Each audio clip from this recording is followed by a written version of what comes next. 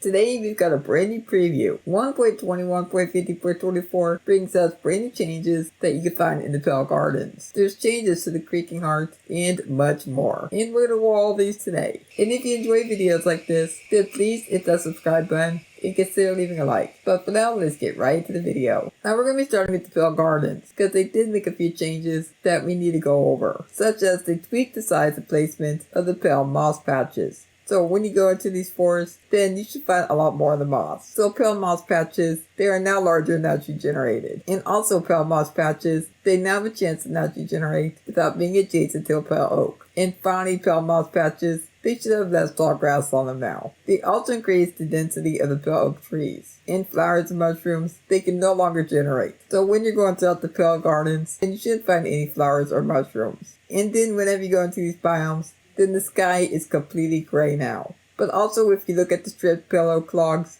like they're a lot brighter now. Like this is what it looked like previously, and this is what it looks like now. But part of me really wants a gray log. Like a gray wood type would be pretty cool. So when you grow these pale oak saplings, then you will not find a pale moss patch. Instead, they're just gonna have Ingen moss. So we grow this and we got our Ingen moss. But there is no patch. Then they also fixed the missing pixel you can find in the pale oak sign UI. The textures of the pale oak signs and even the Ingen signs, they were adjusted. They also fixed the texture for the chests and boats, but also pale moss carpets, they no longer float in your hand. Then we're on to the creaking heart. The creaking heart with the spawn creaking and partial pale oak support, they now deactivate if creaking is respawned through commands. And if you control click a creaking heart, then the data is not retained anymore. You can no longer move one of these with a piston. The creaking heart can no longer be used as fuel. And finally, when the creaking despawns and spawns in, then they now emit vibration from their position. They fixed an issue with haptic feedback. Then they also made a few changes to mining. So these are blocks that only drop with a pickaxe, such as the iron doors, or even any of the copper doors. And also these 4 pressure plates. Next up, budding amethyst is now slower to mine with an improper tool. But also if you have the incorrect tool, then these will mine quicker, such as the lanterns, or the belt, the brewing stand, the ender chest, or even the crafter. Then the kill command or any damage greater or equal to the target's current life will now kill it in base game versions that's below 1.18.20. The next up, zombified piglins spawn by nether portals. They have a 50-second cooldown. Then textures with multiple variations. They now load PBR textures. They updated the heavy core item texture. Now I couldn't notice a big difference, like it looks pretty much the same to me. Then they also fixed an issue where game mode and difficulty were not being preserved after uploading or replacing a world and a realm slot. Then there's also a new realm event that's related to mobs. Then they also adjusted the styles with amethyst. They also tweaked the little paper dog eye. And for those on mobile devices, when you're going into Windows or split screen mode, it no longer overwrites saved positions of customized controls. They made some changes to the type font. Then they also removed the toggle from the video setting, and that would be the new bed screen. Now as you know, they did change the bed screen, but if you were to go to video settings, then this is where you'd have that. But however, it's now on by default. They added missing quick swap animations in the GUI for several blocks. In bundles that are moved under a player's cursor, they now correctly update the tooltip. And then there's also a bunch of technical changes. And if you want to read about that, then I'll leave it down below. And if you enjoyed today's video, then please like, subscribe if you're around here, and I catch you next time. Goodbye.